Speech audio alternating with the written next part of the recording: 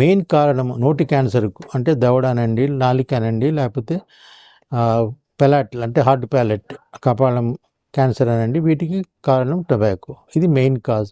ఇది కాకుండా కూడా షార్ప్ టీత్ అంటే పండ్లు సరిగా లేనందువల్ల అలైన్మెంట్ లేక చాలామందికి జరుగుతూ ఉంటుంది. నాలుకను కొరుక్కోవడమో బుగ్గను కొరుక్కోవడమో జరుగుతూ ఉంటుంది.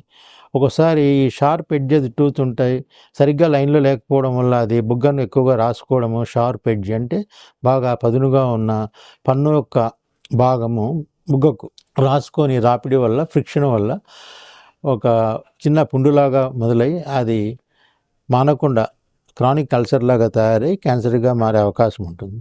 సో ఈ డెంటల్ కాజ్ ఆఫ్ క్యాన్సర్ పండ్ల వల్ల కూడా, షార్ప్ టీత్ వల్ల ఒకటి.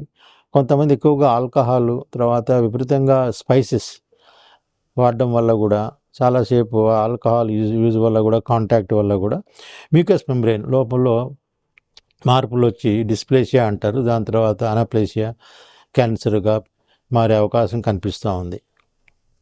ఇవి కాకుండా కూడా రేరుగా అప్పుడప్పుడు సిఫిలిస్ అనండి, కొన్ని సుఖరోగాలు, తర్వాత ఓరల్ కాయిటస్ అనండి, ఇటువంటి వల్ల కూడా బ్యాడ్ ఓరల్ హైజీన్ అనండి, ఇవన్నీ కూడా క్యాన్సర్గా పెట్టే అవకాశం కనిపిస్తున్నాయి ఈ కారణాలలో. సో మెయిన్ కారణం tobacco, especially smoke and smokeless tobacco, then sharp teeth, తర్వాత స్పైసెస్, ఆల్కహాల్, తర్వాత కొన్ని హెచ్పివి ఇన్ఫెక్షన్స్ ఉన్నాయి, హ్యూమన్ ప్యాపిలోమా వైరస్ ఇన్ఫెక్షన్స్.